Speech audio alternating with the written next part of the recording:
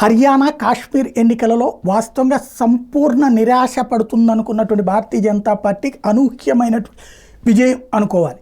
హర్యానాలో ఏకంగా 48 స్థానాలు గెలుచుకునే పరిస్థితి. అంటే 2 సార్లు ఒక చోట ప్రభుత్వాన్ని నడిపి మూడోసారి ఖచ్చితంగా ఓడిపోతుందని అందరూ తీర్మానించిన సందర్భంలో ఇవాళ ఉదయం ఫలితాలు, ప్రాథమిక ఫలితాలు చూస్తే అయిపోయింది అని సంబరాలు చేసుకుంటున్న సందర్భంలో రివర్స్ కావడం, భారతీయ జనతా పార్టీ ఏకంగా 48 స్థానాల్లో విజయం సాధించే దిశగా ఉంది. ఆల్రెడీ 36 దాదాపుగా గెలుచుకున్నటువంటి పరిస్థితి. అదే సందర్భంలో కాంగ్రెస్ పార్టీ దాదాపు 36 దగ్గర ఉన్నటువంటి పరిస్థితి.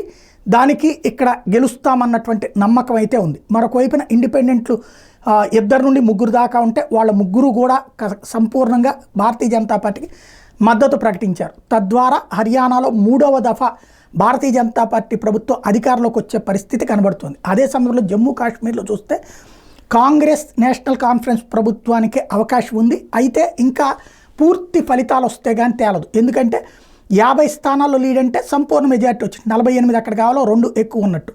భారతీయ జనతా పార్టీకి అక్కడ 26. ఒకవేళ కనుక భారతీయ జనతా పార్టీ అక్కడ 30 స్థానాలు దాటిందంటే ఇండిపెండెంట్ల సపోర్టు ప్లస్ 5 ఎవరైతే నామినేటెడ్ ఎమ్మెల్యేల సపోర్టుతో అది అధికారంలోకి వచ్చినా ఆశ్చర్యపోనక్కర్లేదు.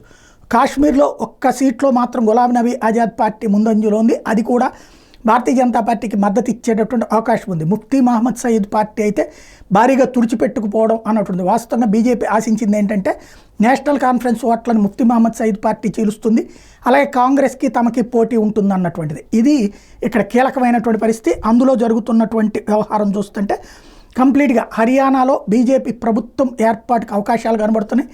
కాశ్మీర్లో వచ్చేటప్పటికి సంకీర్ణ ప్రభుత్వమా లేదంటే కనుక అంటే సంకీర్ణ ప్రభుత్వం either భారతీయ జనతా పార్టీ ఇండిపెండెంట్లు లేదంటే కాంగ్రెస్ అయ్యే నేషనల్ కాన్ఫరెన్స్ ప్రభుత్వం. ఎక్కువగా కాంగ్రెస్ నేషనల్ కాన్ఫరెన్స్ ప్రభుత్వానికి అవకాశాలు ఇప్పటిదాకా కనబడుతున్నాయి. తర్వాత పరిణామాలు ఎట్టుంటాయో చూడాలి.